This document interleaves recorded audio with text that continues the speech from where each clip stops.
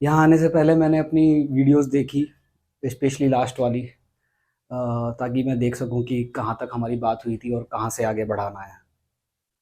सो मैंने उसमें नोटिस करी कुछ 3-4 त्रुटियाँ, कुछ गलती या कुछ एरर, जिनको मैं दुरुस्त करना चाहूँगा। एक तो मैंने उस वीडियो में बार-बार ये कहा है कि 3000 साल पहले, 3000 साल पहले। असल वो 3000 साल पहले नहीं, वो 5000 साल पहले है, क्योंकि हम लोग बिफोर कॉमन एरा बात कर रहे थे ना, तो मैं उसी में 3000 इसीलिए कह रहा था।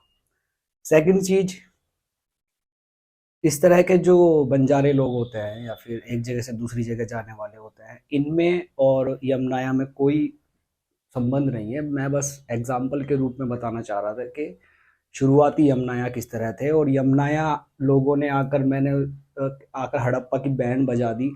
वो मैंने असल में फ्लो में इसलिए कहा क्योंकि यमनाया लोग बाद में सिंथियन कल्चर में डेवलप हो गए, एंड सिंथियन के बाद जो लोग इंडिया आए, वो सिंथियन के बाद जो सोसाइटी डेवलप हुई या कल्चर डेवलप हुआ, उसी कल्चर के लोगों ने आकर इंडस वैली सभ्यता को, मैं नहीं कहूँगा नष्ट उन्होंने ही किया, लेकिन उसके बाद ही आगे की हमें, या गंधार नाम की जो जगह इंडस वैली सिविलाइजेशन के बाद की जो पाई जाती है, वो बेसिकली उन सिंथियन लोगों से जनरेट हुई हुई चीज़ से थी। लेकिन उन सब के बारे में हम बात करेंगे जब हम इंडिया के बारे में बात करेंगे।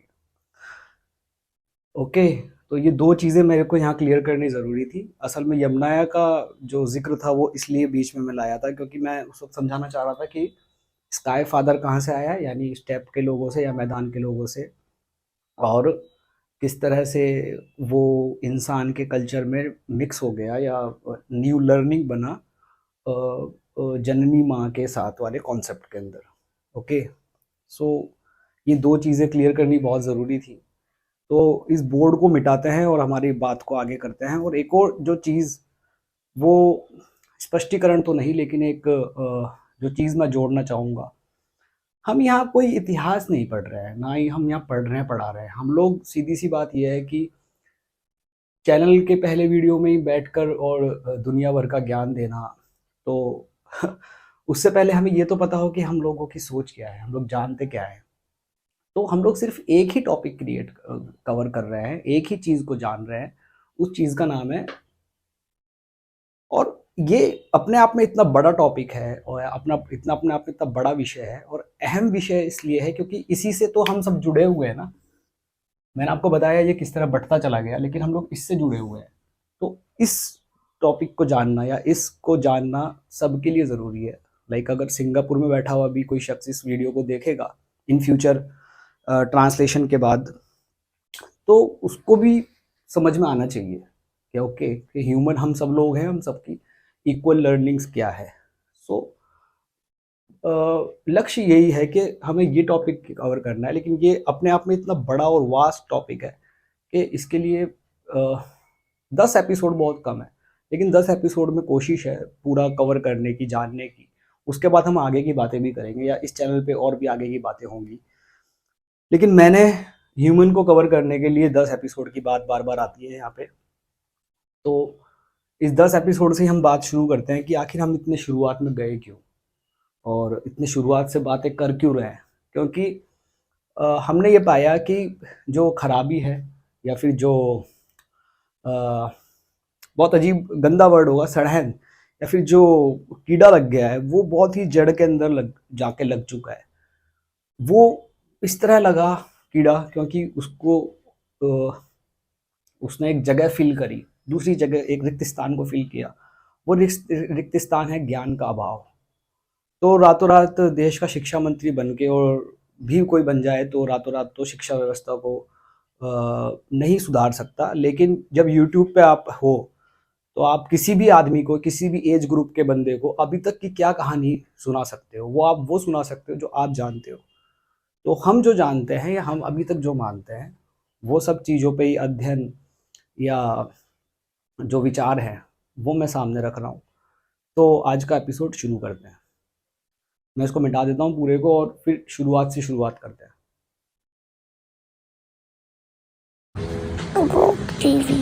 तो ह्यूमन बढ़ता चला जा रहा है, जैसे जैसे इसका विकास होता जा रहा है, जैसे जैसे बंदर से और इंसानी हरकतें करता जा रहा है। मूलतः ये बंदर ही है, आप सबको पता है।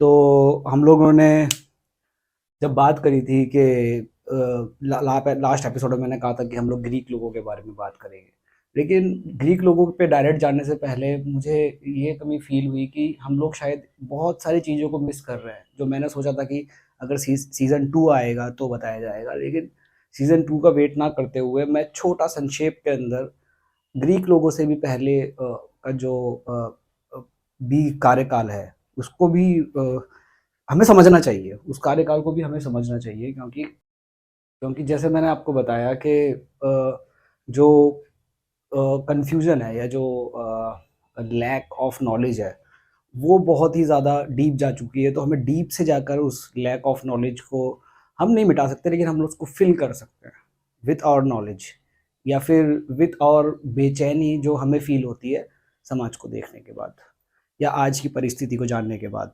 सो जैसा कि मैंने आपको कहा था कि हम लोग फ़िल्टर के थ्रू चीज़ों को देखते हैं, टाइम एंड स्पेस के। तो टाइम एंड स्पेस पर ही पहले बात कर लेते हैं कि टाइम क्यों हम लोग 60 सेकंड को ही 1 मिनट क्यों होता है, ये चीज़ें कहाँ से आई।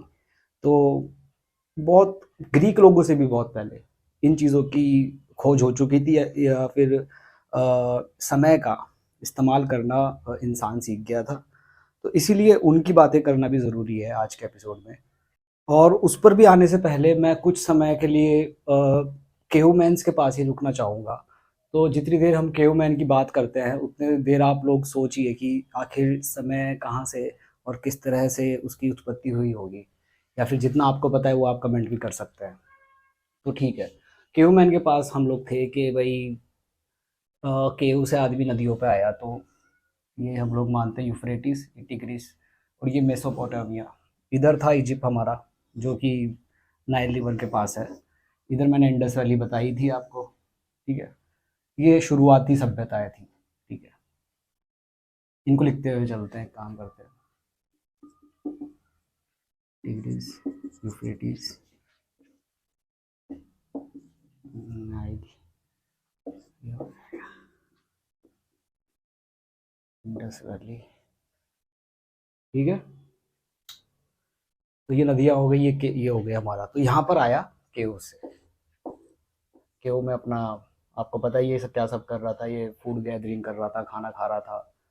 और फिर मैंने बताया कि नदी था, नदी के आसपास ही रहता था। एंड नदी के आसपास रहता था, और यमुनाया लोग इसलिए अलग थे कि उनके पास मोबिलिटी थी, वो लोग आ सकते थे, जा सकते थे कहीं पे भी। और क्यों उनकी जो कल्चर था वो उस कल्चर में इस तरह की चीज़ें थी कि उनको अपनी जगह को छोड़ के बाहर भी जाना पड़ता था, और पितृसत्तात्मक चीज़ें। तो देवी देवताओं में तो था ही, लेकिन इंसानों के अंदर किस तरह से पितृसत्तात्मक चीज़ें आई, जो कि बहुत शुरुआती वक्त में आ गई थी केवमैन के टाइम पे ही, या केवमैन से नदी के पास आते आते या नदी में आते आते। तो केवमैन के पास सॉलिड वजह ये थी कि मैन आर मोर स्ट्रांग, तो वो लोग ज़्यादा शिकार कर सकते हैं। तो मैंने आपको कहा हम केवमैन के पास थोड़ी देर रुकते हैं। तो केवमैन के आसपास की जितनी भी सभ्यताएं थी, वो सभ्यताएं बेसिकली जानवरों की सभ्यताएं थी, ठीक है। सोसाइटी शेरों की हमने लास्ट टाइम बात करी। तो अगर आप शेरनियों से पूछें कि यार तुम्हारा सही है यार, ये तुम लोग इसकी दासियां क्यों बनी हुई हो शेर की, तुम लोग शिकार करती हो, खाता ये है, तो ये क्या है। लेकिन शेरनियों की एक अलग ही वजह है। शेरनियाँ आपको ये जवाब दे सकती है कि देख भाई, बात ऐसी है, हम हैं, हमारी सोसाइटी है, और हमें चाहिए ब्रीडर। तो हम एक ब्रीडर रखते हैं अपने पास, और ये हमें ब्रीड करता रहता है और हमारी चलती रहती है। ये लोग ज़्यादा हो जाते हैं ना, अगर मेल डिस्टर्ब करते हैं साले, लड़ते हैं, बहुत नाटक है इनका, तो हमने एक एक आधे रखे हुए हैं। शेरनियों की ये सोच हो सकती है कि ठीक है, हम लोग करते हैं शिकार यार, हमारा ही है सारा सीन, हम लोग नहीं करेंगे तो हम लोग मर्द लोग हैं, हम करते हैं शिकार, इसको दे देते हैं यहाँ। लेकिन इसको पहले इसलिए देते हैं क्योंकि इसे हमें स्ट्रांग रखना है, ताकि हमारे जीन्स स्ट्रांग हो, या हमारे बच्चे, हमारे ही तो बच्चे हैं वो स्ट्रांग हो।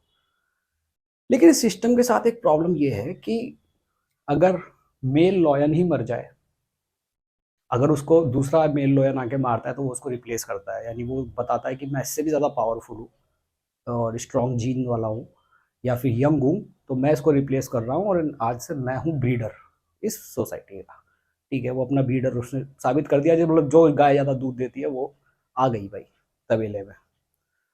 तो उस तरह ब्रीडर बना हुआ शेर अपने आप को प्रूव करना चाहते हैं सारे कि भाई हम हैं। लेकिन अगर आप ये सोच के चलें कि किसी दुर्घटनावश अगर वो गायब हो जाता है, तो ये तो संकट में आ गई ना पूरी पूरी जो सभ्यता है शेरियों की या शेरों की सभ्यता ही कल उसमें आ गई संकट में कि यार अब क्या होगा। अब या तो पड़ोस वाली सभ्यता से कोलाइड करो, वहाँ का कोई मेल आए भाग कर, जिसको डिस्कवरी की भाषा में कैसे खाना बदोश शेर आए कोई। तो ये पहलू है जो मैं आपको बताना चाह रहा हूँ सोचने की। बाकी नॉलेज और इन्फॉर्मेशन की चीज़ें तो बहुत भरी पड़ी है ना यूट्यूब पे। लेकिन आपको मैंने पहले भी कहा था ये हमारा चैनल है, यहाँ पर हम अपनी सोच की पहले बात कर लेते हैं कि किस तरह से हम चीज़ों को सोच रहे हैं, कर रहे हैं कि ऐसा भी हो सकता है कि हम दूसरों शेयर के पर्सपेक्टिव से भी बात सोचने की कोशिश कर रहे हैं, क्योंकि हम लोग ज़्यादा खोपड़ी लेकर चलते हैं बंदर। तो हुआ क्या कि अब उसको कोई कौन मार रहा है तो संकट में आ जाएगा पूरा का पूरा। और शेरों से आप पूछें कि भाई तुम ये क्या है, तुम जानवरों को मारते हो यार, ये क्या तुम नॉन वेज हुए रखे हो। चलो इंसान फिर भी ऐसा है कि हंटर गैदरर है, तो जो पहले मिल जाता है वो उसको खा लेता है। ये बंदर की तरह फल भी खा लेता है, नीचे से खोद कर कुछ आलू टाइप कंद मूल भी खा लेता है, कंद मूल मतलब रूट्स रूट्स भी खा लेता है ये। और जानवर मिल जाता है, जानवर भी खा लेता है, और शिकार करना भी सीख गया है। लेकिन तुम लोग ये क्या कर रहे हो यार, ये तुम यार हिरण विरण मार देते हो। तो आप शेरों से ये समझ सकते हैं कि शेर यूं कह रहा है कि भाई, और कह रहा ही रहा है वो करता है ऐसा कि शेर सबसे कमजोर जानवर को पकड़ता है। वो झुंड को देखता है, उसका एक्सरे करता है या समझ पाता है कि भाई सबसे कमजोर जानवर ये है। लेकिन जब इंसान ने शिकार करना शुरू करा, या शिकार में बेटर होता गया चला गया, इंसान को ये सनक सूझी कि ये किसी भी झुंड के सबसे बड़े जानवर को मारेगा। ले भाई, तो ये इसने इतना संकट में डाल दिया इतनी लोगों को कि जैसे कोई बाइसन है या फिर कोई बड़े भैंसों का झुंड है, अब उस भैंसे के झुंड में से सबसे कमजोर, या फिर जिसकी जो प्रकृति में वैसे भी सरवाइव नहीं कर पाएगा, तो क्यों ना शेर की खुराक ही बन जाए। तो उसको झुंड में से छांटा जाता है, वो पीछे रह जाता है, वो भाग नहीं पाता, उस बछड़े को पकड़ के शेर खा जाता है। जब इंसान देख रहा है इसको, वो क्या देख रहा है कि भाई सबसे बड़ा भैंसा पकड़ रहा है भाई, ये इनसे नहीं चलेगा बच्चों बच्चों से काम, और ऊपर से ये मरा हुआ जख्मी नहीं, मुझे चाहिए सबसे बड़ा भैंसा। And same with other animals. तो ये जो सनक थी, या फिर ये जो कहते ना प्रकृति के विपरीत कार्य है, ये जो सोच रहा था, वो भी एक है कि ह्यूमन ह्यूमन है। एंड वो भी एक कारण है कि तमाम जितने भी अन्य सभ्यताएं हैं लाइक जानवरों की, वो उनके अंदर एक एक डर है, एक भय है, एक दबदबा है। और वो भय आज भी इंसानों ने बरकरार रखा है। इवन वो इतना भयानक रूप ले चुका है आज कि इंसान भी उससे डरता है। मतलब मेरे जैसा इंसान भी डरता है कि इंसान इतना क्रूल कैसे हो सकता है प्रकृति के थ्रू, या फिर अपने सहयोगी जितने भी जीव जंतु है उनके थ्रू। अब आप लोगों को जाके समझाओ अरे ये भी जीव है, ये सब तो वो ऑलरेडी पहले से जानते हैं। लेकिन जब मैंने कहा कि वो आपके भाई बंधु हैं, तो यहाँ वेज नॉन वेज की बात नहीं हो रही है, प्रकृति में मौजूद हर चीज़ की बात हो रही है। जैसे कि आप अगर एक पत्ते को देखें, तो पत्ते को उल्टा करें तो उसके अंदर जो पानी पहुंचाने का जो सिस्टम है, ठीक है, ये देखिए, ये मान लीजिए ये है, एंड ये है वो पत्ता। इसमें और इन वेन्स में आपको ज़्यादा फर्क नहीं दिखेगा, ये सेम स्ट्रक्चर है। ये देखिए, ये जो वेन्स का काम कर रही है पत्ते से लेकर, तो हमें ये प्रूफ दिखता है अपनी आंखों से कि जेनेटिक डेवलपमेंट के अंदर या प्रकृति में, एनवायरनमेंट में, ये भी कहीं ना कहीं दूर के हमारे रिश्तेदार है, इवन पत्ते भी। तो ये खैर प्रवचन हो गया पूरा एनवायरनमेंट में, हम लोग टॉपिक पे आते हैं। दबदबा बना लिया भाई शैतान ने, वो तो सॉरी इसने, इंसान ने अपना, सबको मार मार के। अब क्या हुआ, आज पता नहीं क्यों इतना एंटी ह्यूमन मेरी मेरी मेरी मेरी बातें निकल रही हैं, क्योंकि मैं अभी आने से पहले एक बहुत क्रूर दृश्य देख कर आया हूँ। लाइक उसमें इंसानों ने कुछ टाइगर के छोटे बच्चों को जाल फंसा के मारा हुआ था, तो बहुत ही क्रूर थी वो घटना। तो शायद उसी से मैं आज आहत हूँ थोड़ा, तो थोड़ा बहुत आज एंटी ह्यूमन निकल सकता है। मैं आज ऑप्टिमिज्म के मूड में नहीं हूँ इसको लेके। तो करते हैं भाई इसकी बात। निकला था ये, और किस तरह से चीज़ें क्रिएट होती चली गई। तो जब ये लोग केव में रहते थे, हमें बात करना चाहूँगा, इटली में मिला है करीबन 11,000 साल पहले की एक जगह मिली है इटली में। उसको कहते हैं रोमीटो केव। उस रोमीटो केव में हमें क्या मिलता है जो अलग था इस पूरी के इन केव्स के बारे में, वो ये था कि यहाँ पे हमें बरियल मिले, मतलब नहीं, दफनाए हुए लोग मिले। तो यहाँ पे हमें बंदा मिला दफनाया हुआ, इसको हम कहते हैं रोमीटो। मान लीजिए इसी को कहते हैं रोमीटो। रोमीटो के अंदर एक खासियत क्या थी दोस्तों, मैंने इसकी क्रूरटी की बात करी ना, ह्यूमन की, कि क्या कुछ इसमें डिफरेंट है जो ह्यूमन को क्रूर बनाता है, लेकिन सेम कुछ ऐसा ऐसा भी कुछ डिफरेंट है जो कि ह्यूमन को वाकई में ह्यूमन बनाता है। वो क्या, कि जैसा मैंने आपको बताया कि सबसे जो कमज़ोर जानवर होता है वो पीछे रह जाता है और दूसरे जानवर उसको खा जाते हैं। तो रोमीटो की जब केव मिली, हमें लगा ये छोटा शिशु है, बच्चा है, एक किड है, ये किड दफनाया हुआ है, ठीक है। लेकिन धीरे धीरे जांच के अंदर, मतलब शुरुआती हमने सोचा किड है, देख के लग रहा था छोटा सा कंकाल है रोमीटो का। बस धीरे धीरे जब हमने जेनेटिक रिसर्च करी तो पता लगा हमारा ये जो दोस्त है रोमीटो, ये एक डॉल्फ था, उसको बीमारी थी, डॉर्फिज्म थी। अब आप बोलेंगे अरे तो हम क्या करें, डॉल्फ था तो हमें क्या मतलब, ये हमारे लिए क्यों अहम है? अहम इसलिए है कि ये डॉल्फ था और ये जिंदा था। मतलब अगर कोई फिजिकली विकृत जानवर सोसाइटी में हो तो जी नहीं पाएगा, लेकिन ये इंसान था तो ये जी जिंदा था। और एक और चीज पता लगी कि ना कि ये सिर्फ डॉल्फ था, बल्कि ये प्रीस्ट था भाई साहब। अपने कबीले के अंदर जब लोगों को जादू टोना करवाना होता था या प्रकृति माता की कृपा चाहिए होती थी, तो लोग रोमीटो के पास जाते थे और रोमीटो को यूँ सोचते थे कि भैया ये विकृत नहीं है, स्पेशल है, अनोखा है ये अटैच है सीधे ऊपर वाले से भाई साहब, केव्स में रहता है ये। और केव्स में रहते रहते रोमीटो जैसे लोगों ने साथ क्या हुआ, जैसे कि मैं आपको बता रहा था कि टूल्स बना लिए थे इंसान ने, फूड सॉरी हंटर गैदरिंग के टाइम पर ही टूल्स बनाए थे इसने। ऐसे गोल गोल करके वो होते थे भाले, सॉरी ऐसे होते थे वो, गोल भाले होते थे, उसके चाकू के यहाँ से उस पे पत्थर के होते थे, सॉरी पत्थर पे से धार लगा लेते थे। इस तरीके का उपकरण हुआ करते थे, एरोज भी होते थे। रिसर्च में ये पता लगा कि इस तरह का टूल बनाने के लिए जो दिमाग है वो एडीएचडी से ग्रस्त होना चाहिए। एडीएचडी मतलब attention deficit hyper active disorder, ऐसा कुछ है, उससे ग्रस्त होना चाहिए जी। मैं बोला क्यों भाई, कि उससे क्यों ग्रस्त होना चाहिए? इनको ऐसे ही लोग होते हैं जो कि हार नहीं मानते हैं। और ऐसा टूल बनाने के प्रोसेस में बहुत सारे पत्थर वेस्ट हुए होंगे, एक बनाने की कोशिश करी, इतना बना और वो वेस्ट हो गया, पूरा पत्थर ही टूट गया, क्रैक आ गया। तो 80 या 70-80 पत्थरों से गुजरना पड़ रहा है एक परफेक्ट एरो बनाने के लिए। और वो परफेक्ट एरो ऐसा आदमी बना सकता है जिसमें बहुत सारा तो खाली टाइम है, और जो मानने को तैयार नहीं है कि नहीं जब तक बनाऊंगा नहीं ना, जब तक तोड़ेगा नहीं तब तक छोड़ेगा नहीं, बेसिकली ये लग तक लगा रहता था। और हमने ये पाया जो हमारा हंटर गैदरर था वो इतना पेशेंट नहीं था, उसको सब्र नहीं होता था, उसे तो मारना था, तेज था वो, उसको इतना सब्र नहीं होता था कि बैठ के एरो बनाए।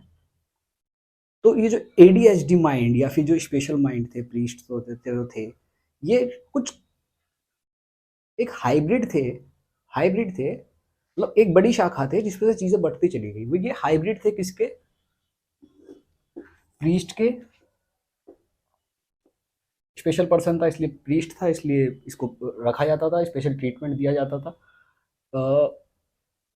इसको पीछे नहीं छोड़ा गया कि मर जा, ठीक है, कि तू साले हमारे उसके लिए ना वजन है, तू तू मर जा, कहीं गिर जा, तू एक काम कर, तू ना ये पूजा कर। और ये क्या करता था, चीजें इन्वेंटर भी था ये, नई चीजें इन्वेंट कर रहा है।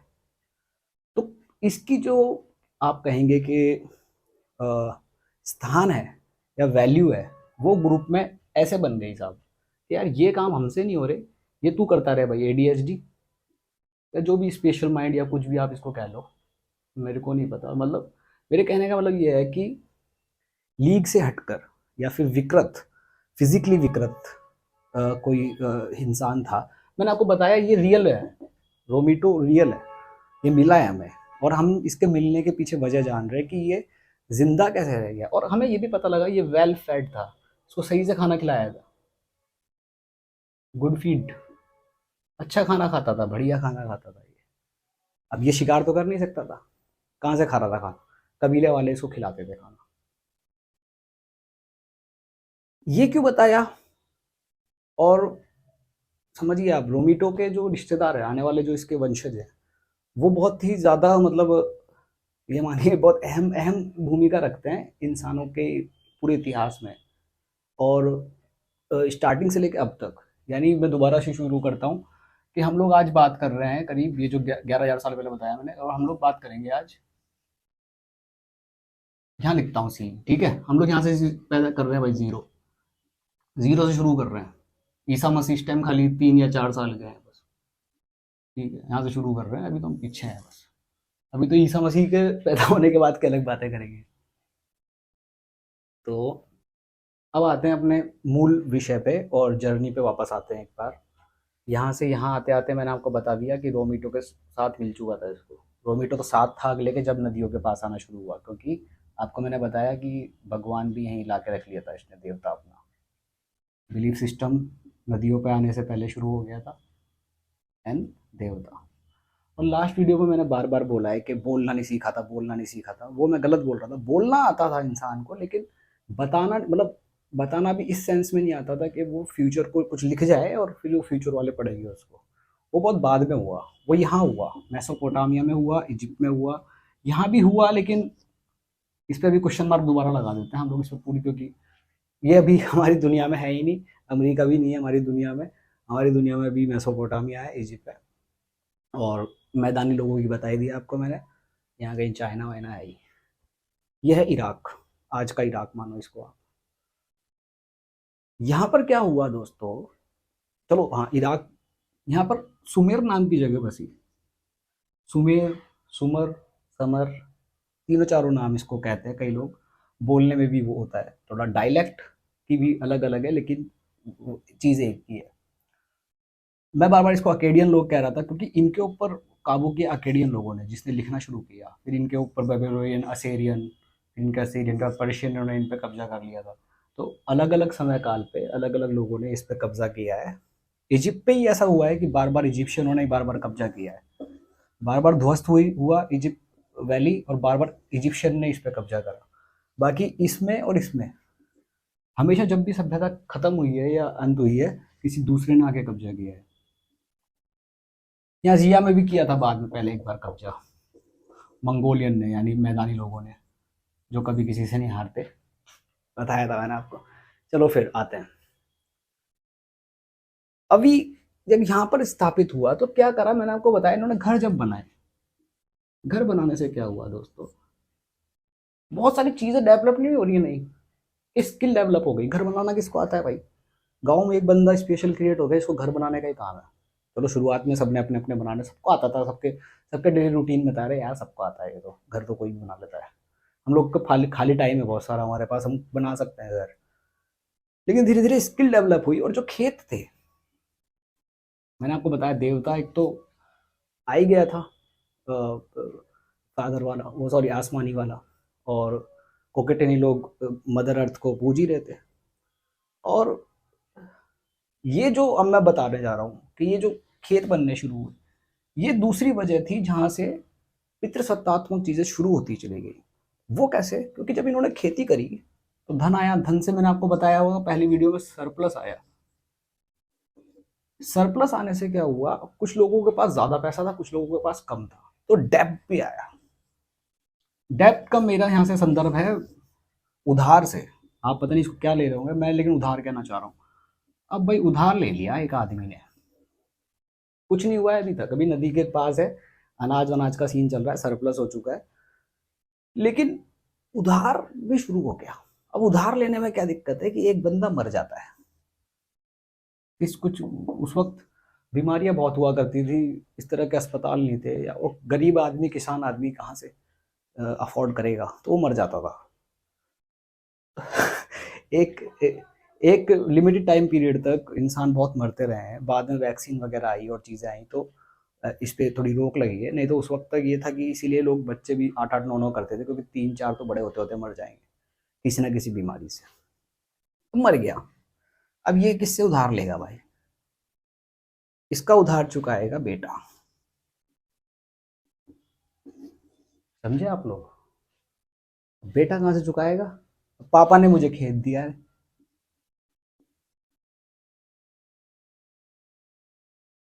और लड़की कहाँ गई? तो पराया धन है। सॉरी, मैं यहाँ पे बहुत पहले ले गया, लेकिन दोस्तों ये थी उत्पत्ति। उत्पत्ति कोई एक बंदा नहीं बैठा हुआ था कि बैठा हुआ है, "ले आ, आज से औरत मत शुरू कर दूं"। नो, ये उत्पत्ति ऐसे हुई, उधार लेना का शुरू हुआ, या फिर उधार नहीं तो भाई जबान दी किसी ने कि भाई हम ये करेंगे, एंड देन तू मर गया तो फिर कौन जवाब देगा? क्योंकि भाई मेरे बेटे से ले जाना, भाग तो रानी हूं मैं गांव से। तो ये थी एक और वजह।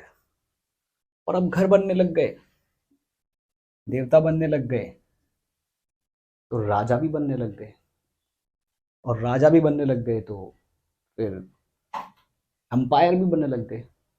अंपायर किसको कहूंगा मैं? फर्स्ट अंपायर अकेडियन अंपायर यही था, बेसिकली अक्कड़ में रहने वाले लोगों को द्वारा ही सॉरी किया गया होगा ये। अक्कड़ में रहने वाले अकेडियन, ये वो हिंदी वाला अकड़ नहीं है, लेकिन ये वैसा वैसा ही है। अकड़ यहाँ पे एक जगह का नाम है, ये यहाँ से लेकर यहाँ तक फैल गई थी, और इसका था king Sargon. King Sargon the great भी इसको कहते हैं। एलेक्जेंडर इसकी कब्र पे भी गया था। तो किंग सारगोन द ग्रेट दोस्तों शायद पहला अंपायर रचयिता था। अब वो क्यों था अंपायर रचयिता? इसने 25 से 30 राजाओं को हराकर या पीट कर एक नया अंपायर बनाया था, अकेडियन एम्पायर। तो ये है। तो किंगडम तो था, अंपायर नहीं था। एक ही बंदे के चलेगा भाई, किंग सारगोन ने जो कह दी सारे राज्यों में वही बात चलेगी। अब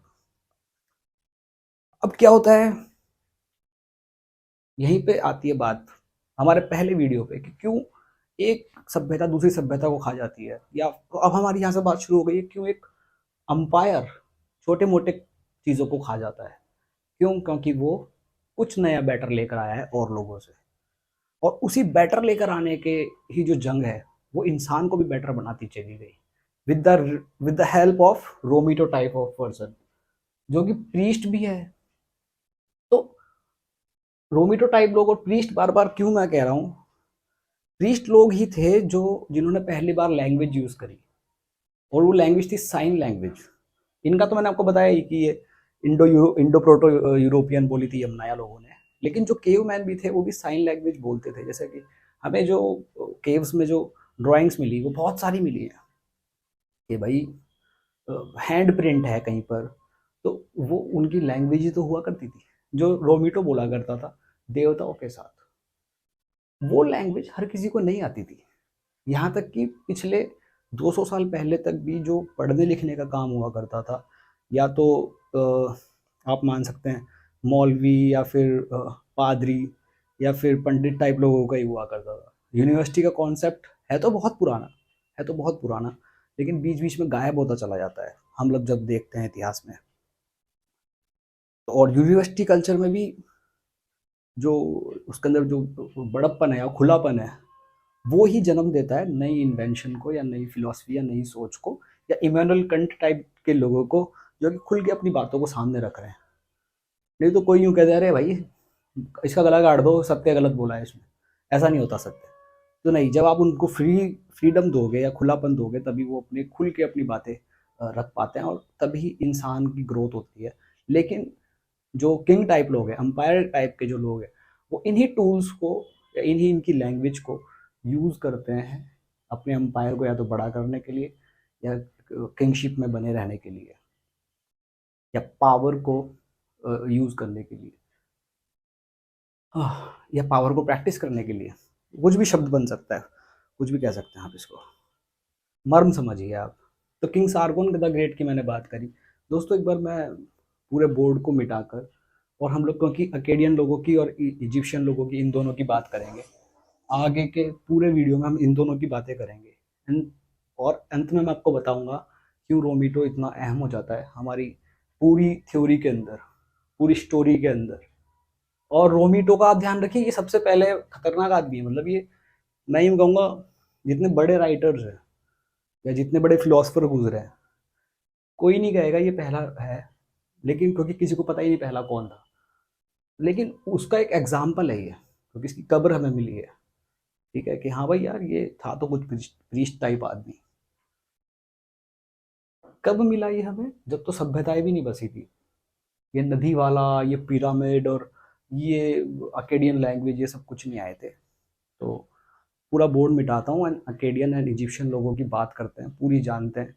और क्यों ये जानना ज़रूरी है वो आपको आगे सुनने के बाद पता लगेगा। तो गाइज आ चुका है हमारे सामने, रोमीटो भी आ चुका है, बिलीफ सिस्टम भी आ चुका है। अब शायद आप जिसको कह सकते हो कि हाँ यार ये कुछ रिलीजन है, रिलीजन जैसी कोई चीज़ अब आ गई है शायद। वो तो हम चलते हैं मेसोपोटामिया में, जहाँ मैंने आपको बताया अकेडियन राज कर रहे हैं। तो मेसोपोटामिया के लोगों का मतलब अब पहला सवाल क्या आता है? वही मैंने कहा, गुफाओं वाला सीन। पहला सवाल मन में क्या आता है कि क्यों चलती है पवन मतलब क्यों झूमे हैं, जो भी है, क्यों मचलता है मन, ना तुम जानो ना हम। तो खैर ये जो भी सवाल थे इंसान के मन में आ रहे थे, क्यों चलती है पवन, ये या फिर दुनिया बनाने वाले काहे को दुनिया बनाई। तो दुनिया बनाने वाले का, मेसोपोटामिया का मानना ये था कि भैया बात ऐसी है कि देवता थे आपसू एंड तियामात। तियामात, मात शब्द से ही आप समझिए, मात शब्द से ही बाद में माँ बना, मात्र बना, मदर बना। क्योंकि दोस्तों मात शब्द पहले मैंने आपको बताया, सबसे पहले यमनाया लोगों ने यूज किया था। ये यमनाया लैंग्वेज है, इसलिए मैंने इनका जो घुसपैठ थी ना और समाजों में, या फिर पहली एंट्री थी स्टेप के लोगों की इस नदी वाले वर्ल्ड से, जो टकराव था, इसलिए इनके बारे में बताना जरूरी था। आपसू और तियामात। तियामात थी खारे पानी की देवी, क्या बोलेंगे, salt water goddess, and sweet water God, मीठे पानी का देवता था ये आपसे। यही थे बस शुरुआत में। इनके क्या हुए, बच्चे हो गए इनके बच्चे जब हुए तो आ, उन बच्चों में था एक अनु, जो बाद में बहुत बड़ा देवता था। अनु का बच्चा था मार्डोक, या मार्डुक आप कह सकते हैं, जो भी आपको सही लगे। हुआ क्या, ये जो आपसू के बाद जो ये आपसू के बहुत सारे बच्चे थे, जैसे कि अनु और मार्डोक का मैंने नाम इसलिए लिया क्योंकि ये इनका दोनों का बाद में अहम रोल है। और अनु का बेसिकली पोता था ईया, जो था वो इसका लाइक पिता था मार्डुक का, एंड अनु का बेटा। ये इनके मानना ये था, तो ये देवता पहले थे। हुआ क्या, इनके ये जो बच्चे थे, ये ब्रह्मांड में इतना शोर मचा रहे थे, इतना शोर मचा रहे थे कि भैया आपसू की नींद खराब हो रही थी। आपसू ने अपने वजीर को बुलाया, मुमू को, और बोला भाई मुमू, बात ऐसी है, बच्चों ने मचा रखा है शोर, मेरी हो रही नींद खराब, मैं इनको। मुमू ने बोला भैया पहले तियामात से पूछ लो, वो भी माँ है, आप दोनों के बच्चे हैं ये, पहले मम्मा से पूछ लो।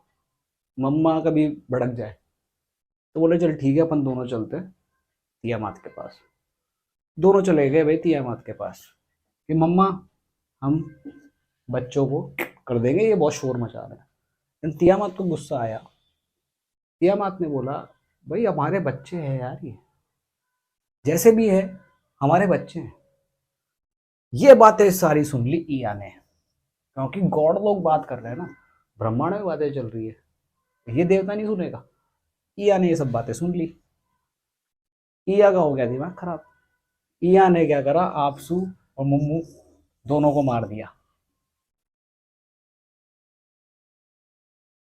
अनु खुद पोता है, जैसे अपसू के और तियामा के बेटे थे लामू एंड लहामू। लहामू उसके बाद आई अनु एंड अंशा वगैरह सब बाद में आए थे। ईया मर्डो, ईया ने क्या करा, इन दोनों को मारकर और अपने पापा अनु को आके बता दिया भैया ऐसा ऐसा कर दिया मैंने, और अगर मैं ऐसा नहीं करता तो वो हम सबको मार देता, तो तुम्हें तो मेरी पीठ थपथपानी चाहिए भाई। और दद्दू मारने वाला था हम सबको, सारे सारे बच्चों को, क्योंकि नींद में खलल पड़ रही थी दद्दू के। बोले भैया ये मेरे को तो चल तूने बता दिया, लेकिन तियामात को पता लगेगा तो क्या करेगी। और ऐसा ही हुआ भी। तियामात को जब इसके बारे में पता लगा, तियामात ने सबसे खतरनाक फौज जिस धरती की या ब्रह्मांड की उस वक्त पैदा करी, जिसमें 11 डीमंस थे भाई साहब।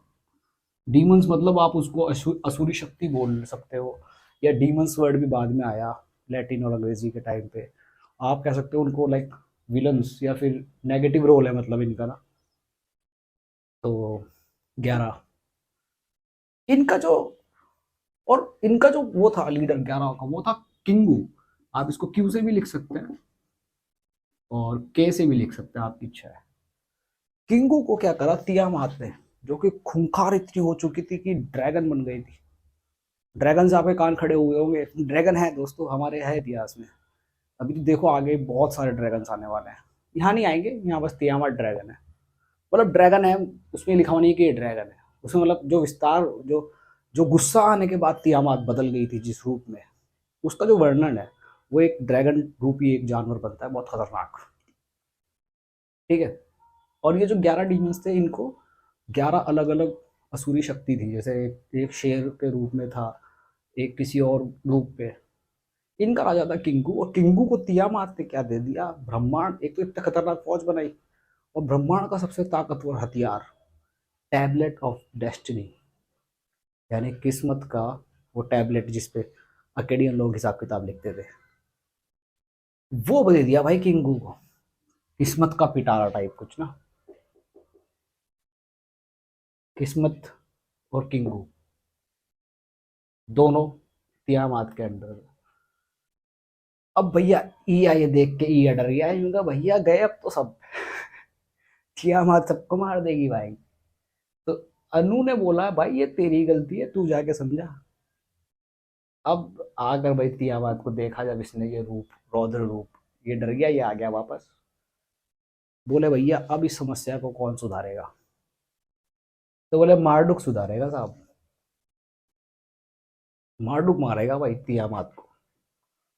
अब भैया मार्डुक छोटा देवता, 4th जनरेशन 3rd जनरेशन का देवता, कहाँ तियामात कहाँ ये मार्डुक। लेकिन मार्डुक इतना कॉन्फिडेंट ना, मार्डुक ने ये नहीं बोला बाकी देवताओं को कि भाई मैं मारूंगा या नहीं मारूंगा। इसने बोला मार दूंगा, मैं मार दूंगा, आप ये बताओ मारने के बाद मेरा क्या होगा। बोले भैया तुझे क्या चाहिए, क्योंकि एक काम करना, मुझे बनाना देवताओं का राजा।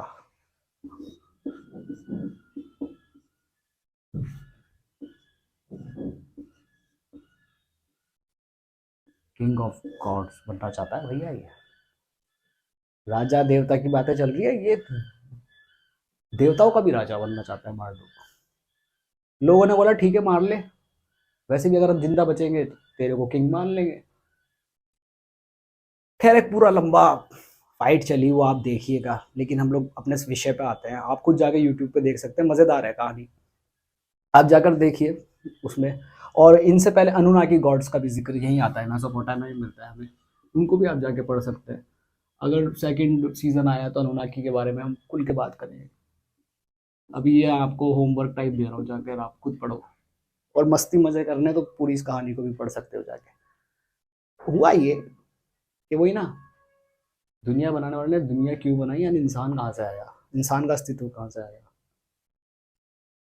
उस पे आने वाली है कहानी। तो भाई किंग ऑफ गॉड्स बन जाऊंगा मैं। बोला ठीक है मार देना भाई। तो पूरा युद्ध वुद्ध चला, एक पूरा प्रकरण है। प्रकरण होने के बाद क्या होता है, तियामात के दो टुकड़े कर देता है भैया मार्डुक, और एक टुकड़े का तो बनाता है पूरा ऊपर का, लाइक ये शब्द गलत यूज हुआ है सभी जगह कि हेवन एंड अर्थ बनाई, क्योंकि उस वक्त तो हेवन वर्ड आना भी नहीं चाहिए था। लेकिन कहने का मतलब ये है कि दो दुनियाओं के रूप में बांट दिया, तियामात के लाश के दो टुकड़े कर दिए। मैं इसको कहता हूँ अपर वर्ल्ड,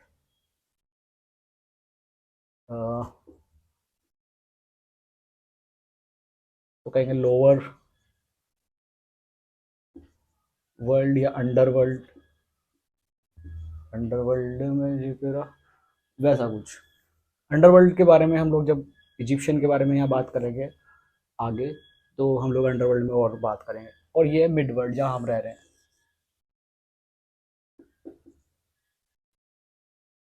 तो बेसिकली दो टुकड़े कर दिए, और मिड वर्ल्ड है ही। और ये है थ्योरी। अब बोले इंसान नहीं आया अभी तक भाई, तो जब इसने तियामात के दो टुकड़े करे और तियामात की आंखों से दो नदियां बहा दी, यूफ्रेटिस एंड टिग्रिस, मतलब यही नदियां मिली थी उसको, कहानीकार को भी, क्योंकि यही थी मेसोपोटामिया में। ये दोनों बेसिकली तियामात के आंखें हैं, नदी बहती है, क्योंकि मीट वो सॉल्ट वाटर गॉडेस थी।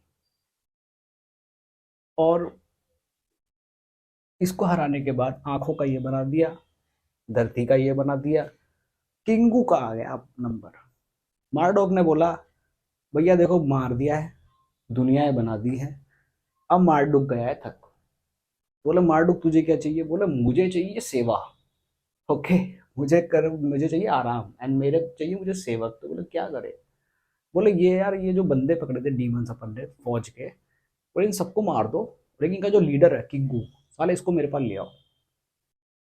मार्डुक ने क्या करा, किंग, ये शायद अनु ने ऑर्डर दिया। एट द एंड ये हुआ, देवताओं ने किंगू का तो लिया ब्लड, और किस्मत का ये जो पिटारा था ना, इसका लिया मड या मिट्टी, mud and blood. Mud and blood से इन्होंने बनाया ह्यूमन।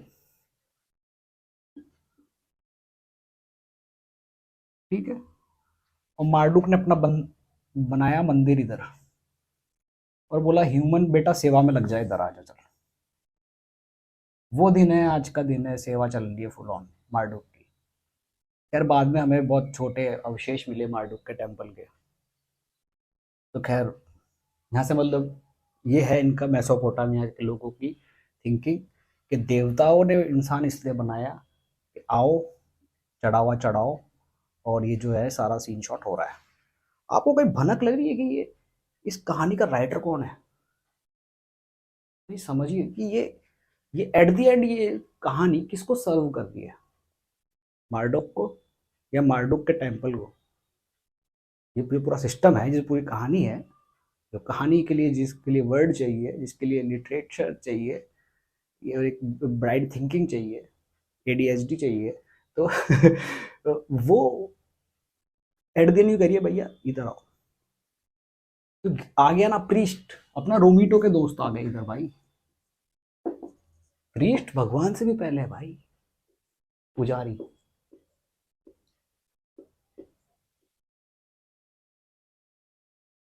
अपना अपना काम कर रहे हैं, कोई घर बना रहा है, खेती किसान बन रहा है, स्किल पैदा हो गई, चीजें पैदा हो गई, पुजारी पैदा हो गया।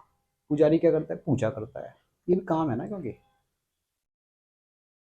और ये काम क्यों करना है, मार्डोक को खुश रखना है। क्यों, क्योंकि हम यार किंगू के वो हैं, हम तो मतलब मार्डोक ने इसलिए चुना क्योंकि वो ये चाहता था कि साला तेरे से ही करवाऊंगा मैं सेवा तो, किंगू। इसलिए किस्मत अटैच है हमसे, ताकि किस्मत का मर्ड है एंड किंगू का ब्लड है। नेगेटिव जो हमारे अंदर बुराइयां हैं, तो वो बुराइयां कैसे दूर होगी? मार्डोक को सर्व करके। और यहीं से बस यही शुरुआत है अकेडियन या मेसोपोटामिया, जो पूरी थिंकिंग थी इन इन दो नदियों के पास, जितनी पूरी थिंकिंग थी वो यही थी जी। अब इसी के बस आसपास आप देखिएगा कि कभी किसी राजा पे तो इनाना की कृपा हो गई। जैसे हमारा जो सारगोन था, सारगोन द ग्रेट, उसकी स्टोरी भी मैं आपको बता ही देता हूँ लगे हाथ, क्योंकि वो भी ज़रूरी है। ये 3 स्टोरी ज़रूरी है मेसोपोटामिया की सभ्यता को समझने के लिए, या इंसान के शुरुआती सोच के विस्तार को जानने के लिए। पहली कहानी बताई तियामात की, एक मैंने आपको छोटा सा बताया, सारगोन ने 35 राजाओं को मारा, लेकिन सारगोन की भी कहानी अलग ही है। सारगोन एक नदी में बहता हुआ पिटारे में मिला अपने पापा को।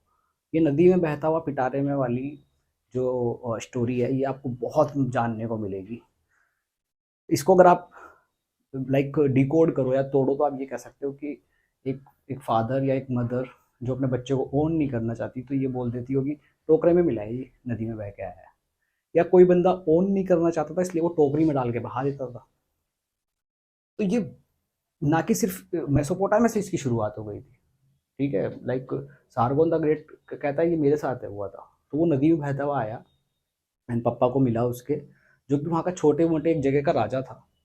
और उसने उसको जब पाला, जब बड़ा हुआ सारगोन द ग्रेट या सारगोन, तो उसको ये लाइक ख्वाब में आई देवी इनाना।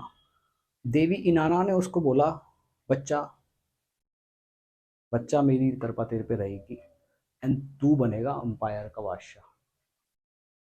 और उसने आके ये लोगों को बताया, लोगों ने बिलीव नहीं किया, उसने उसको प्रूव कर दिया एंड देन वो ही बना राजा सब जगह होगा, ठीक है।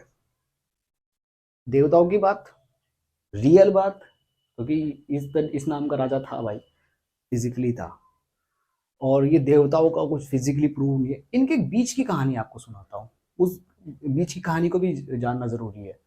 उसको कहेंगे हम लोग, जिसको लोग कहते हैं first written epic, epic of Gilgamesh. मैं कहूँगा गिलगमेश की कहानी।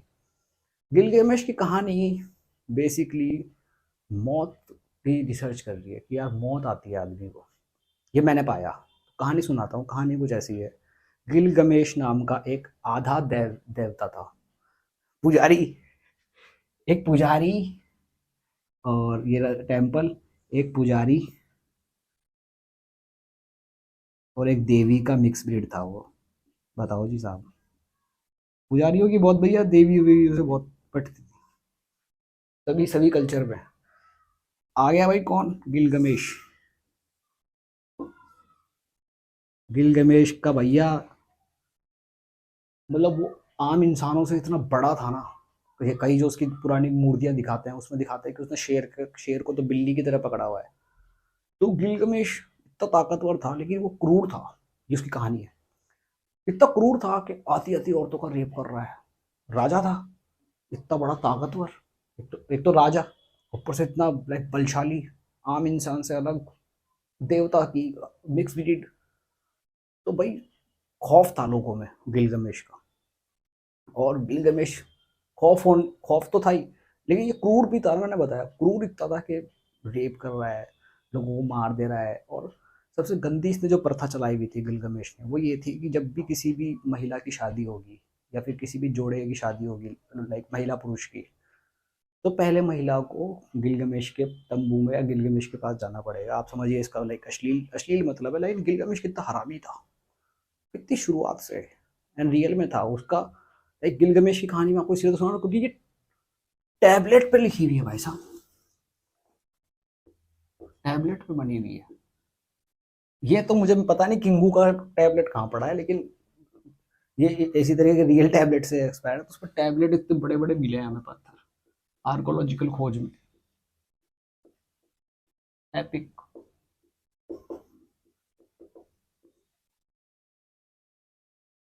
तो कहानी ऐसी हुई, तो इतना हरामी था ये। तो भाई देव सारे लोग परेशान हो गए। बोला भैया देवता के पास चलो दुआ करो, और सबने दुआ करी मिलके अनु से। कि यार अनु, अच्छा अनु ये सब देख रहा था, यार ये तो तंग कर रहा है लोगों को। अनु ने फॉरेस्ट की रानी को, या फॉरेस्ट की देवी देवी को फॉरेस्ट की देवी को बोला, यार एक जानवर बना, ऐसा बना है साले ये, इसको मारे, गिलगमेश को, गिलगमेश की टक्कर करा दे यार। तो उसने एक बंदा बनाया एनकीडू।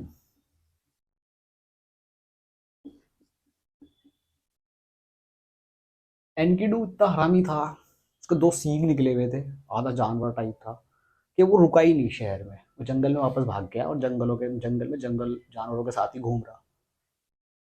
एक औरत, या उसको पुजारन कह सकते हैं, फिर पुजारन आ गई, वो चली जाती है जंगल में और वो देखती है एनकीडू को। एनकीडू में उसको मिलती है उम्मीद, यार ये एनकीडू मारेगा भाई गिलगमेश को, गिलगमेश के अत्याचार से तो यही बदला दिला सकता है। बोला क्यों, ये लग रहा है ताकतवर, गिलगमेश के लंबे साइज, चौड़ा, खतरनाक है यार, डरावना है, ये मारेगा हमारे लिए गिलगमेश को। वो जाती है भाई, उसको बोलती है भैया ऐसे ऐसे गिलगमेश को मारना है। एनक्यूडी के साथ दिक्कत ये थी, उसने औरत ही पहली बार देखी, उसका हो गया दिमाग खराब। उसने बोला भैया ये औरत जो कहेगी मैं तो वही करूँगा, क्योंकि उसने पहली बार औरत देखी। उसको इतना पसंद आया औरत, वो औरत पुजारन। बोला ठीक है भाई। और उसने फिर अत्याचार के बारे में बताया कि भाई अत्याचार कर रहा है वो गांव वालों पे, चल एक बार। एनक्यूडी हो गया राजी, वो महिला पुजारन की बातों में आके बोले चल, चल रहे हैं हम। तैयार हो गया, कपड़े वपड़े पहन के इंसानों की तरह कपड़े पहनने लग गया एनकीडू, और तैयार होकर पहुंच गया इससे भिड़ने। इनकी हो गई बैटल भाई साहब, इनकी हो गई बैटल। लड़ते लड़ते इन दोनों योद्धाओं को क्या हुआ, गिलगमेश इतना इंप्रेस हुआ एनकीडू की ताकत से और बल से कि ये लड़ते लड़ते बीच में दोस्त बन गए। इस तरह का युद्ध हुआ, इस तरह का एक दूसरे से इंस्पायर हुए कि यार आप अब तो दोस्त हैं, अब दोनों बन गए दोस्त। फ्यूचर में क्या होता है, गिलगमेश एक देवी का मैरिज प्रपोजल ठुकरा देता है, वो देवी गुस्सा होकर एनकीडू को मार देती है। एनकीडू के मरते ही गिलगमेश का हो जाता है दिमाग की धज्जियां, और गिलगमेश बोलता है यार ये मौत नाम की भी कोई चीज है,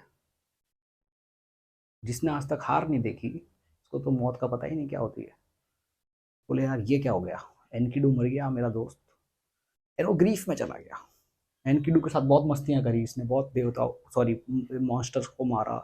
पूरी कहानी है, आप जाकर अगर खुद पढ़ना चाहे तो जानिएगा। मैं आता हूँ टॉपिक पे।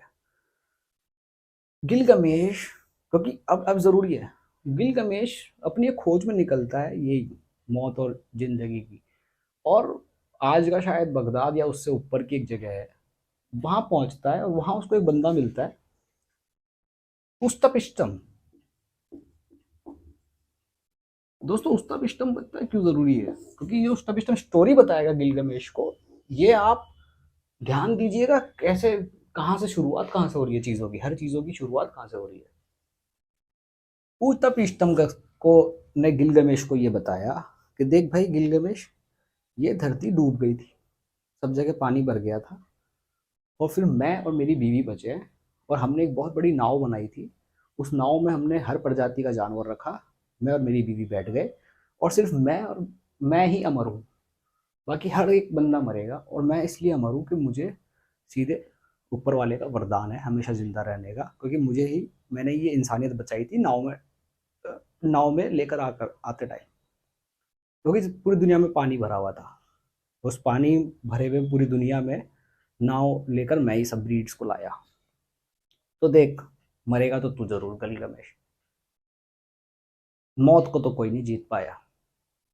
ये ज्ञान सुनकर गिलगमेश का हो गया दिमाग खराब। गिलगमेश आया अपना गांव वापस, जहां तो गांव वाले नफरत करते थे गिलगमेश से, लेकिन जब वो गिलगमेश के अंदर जो बदलाव आया एनक्यूडू के साथ रहने के बाद, और एनक्यूडू की मौत ने जो विनम्रता ले आई गिलगमेश के अंदर, और फिर जब वो इस गांव को छोड़ के चला गया, तो लोगों को भी पता नहीं क्यों यार उस पर दया आई या क्या हुई उसके, लाइक, या उसको नर्म पड़ जाने के बाद लोगों का क्या हुआ। लेकिन जब गिलगमेश गांव वापस आया, या अपने उस नदी किनारे गांव आया, लोगों ने सेलिब्रेट किया, वो गिलगमेश आ गया भाई, गिल पता नहीं कमी उसकी खल रही थी उनको क्या था, लेकिन वो सब लोग खुश हो गए बहुत ज्यादा।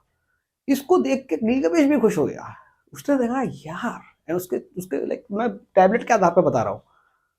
उसने बोला यही तो लाइफ है, अपने लोग अपने।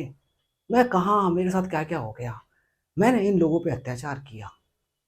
कहाँ तो मैं अत्याचारी, फिर एक एनकिडू आया देवताओं के चक्कर में, फिर वो मेरा दोस्त बन गया, फिर वो मर गया, फिर मैं निराश हो गया, मैं ढूँढता फिर रहा हूँ राज़।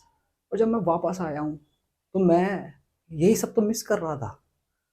यही तो है असली, अपने लोगों के बीच रहो, अपने लाइक दोस्तों के, जितनी ज़िंदगी है, अमर तो कोई नहीं रहेगा, उतना दिन खुल के जियो, अपनों के बीच रहो। कहानी का अ, जो मोरल ऑफ द स्टोरी है वो बेसिकली यही होती है एंड में।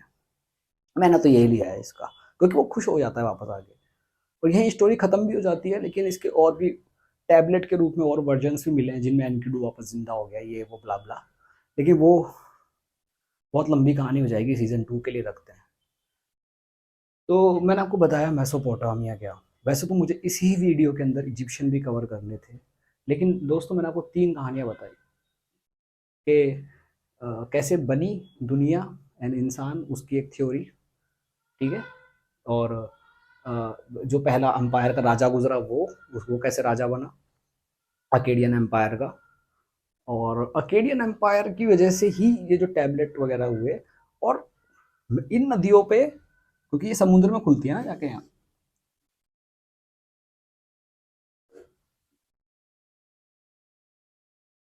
यही हमें पता लगता है रिटर्न के अंदर कि मल्लूहा नाम की जगह से एग्जॉटिक आइटम आया करते थे जी।